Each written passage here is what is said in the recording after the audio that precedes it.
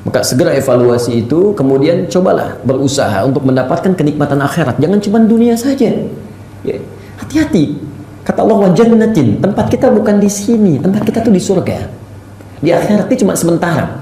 Al-Baqarah 36, ya. Walakum fil ardi mustaqarrun wa mata'un ilahin. Kalian tuh cuma sementara di bumi, kata Allah. Ya. Kalau nikmat cuma sebentar kok. Cuma sebentar, satu saat akan pulang. Jadi Allah itu ingin menyampaikan pada kita, kalau kalian hidup enak saat di dunia, mendapatkan kenikmatan, pastikan nikmat itu dibawa ke akhirat. Dan lebih daripada itu. Lebih daripada itu. Awas, hati-hati, jangan-jangan di dunia Masya Allah nikmatnya luar biasa, rumah luas, kendaraan cukup membentang, padat sana sini, di rumah ada sekian mobil terhampar, di akhirat dia fakir. Untuk apa? Ya. Perhatikan kalimat ini ya. Kalau Anda fakir dalam urusan dunia, hidup itu sementara, tapi memiliki bekal akhirat yang cukup, kaya urusan akhirat, maka di akhirat tidak akan pernah ada wafat lagi, abadi sifatnya. Jadi kalau fakir di dunia, begitu Anda meninggal, selesai, kefakiran tuntas. Ya. Sama orang kaya juga saat akan meninggal dunia, nggak ada yang dibawa. Ya. Apakah di batu nisan akan tertulis misalnya fakir si fulan diwafatkan, Masya Allah, orang kaya fulan? Nggak ada, semuanya sama kok.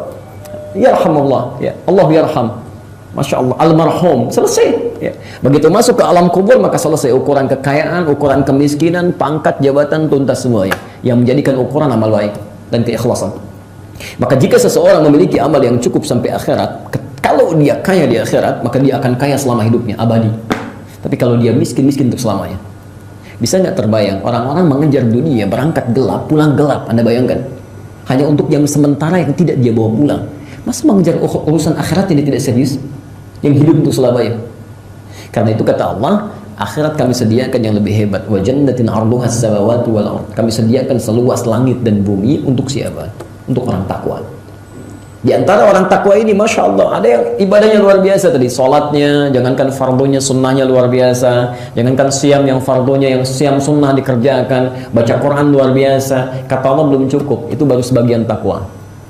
Baik, kita lihat yang selanjutnya. Alladzina yunfiquna fis sarra'i wad dharra, yang gemar berbagi dengan sesamanya.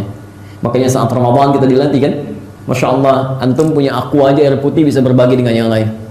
Dikasih kurma satu plastik 3, antum kasih dengan yang lainnya. Dalam keadaan terbatas, saat punya pun dia kasih. Coba cek sebelum Ramadan, ada orang minta-minta di depan lampu merah, belum tentu diberi itu. Tapi saat Ramadan, yang tak kelihatan mata pun Anda akan catat tuh. Masya Allah, fakir miskin ada berapa, yatim ada di mana, dicatat. Ayo kapan kita salurkan? Maka Masya Allah, setelah selesai Ramadan, apakah itu kemudian teraplikasikan dalam kehidupan kita? Jangan-jangan Allah berikan surga di hadapan kita, kita nggak pernah ambil. Ya, ada teman yang sakit, Allah kirimkan surga, nggak pernah kita tengok, kan? Ada orang kebanjiran malah ditonton, kan? Masya Allah. Wal kadhimina al-ghaidha, menahan amarah, wal 'afina 'anil nas, dan menyelesaikan persoalan-persoalan di sekitaran hidupnya. Dia maafkan orang yang pernah punya salah. Maka maksud saya, coba cek sampai dengan saat ini, sekiranya berhasil kita menunaikan puasa, maka hubungan kita dengan Allah semakin meningkat, masalah sekitaran semakin berkurang. Semakin berkurang.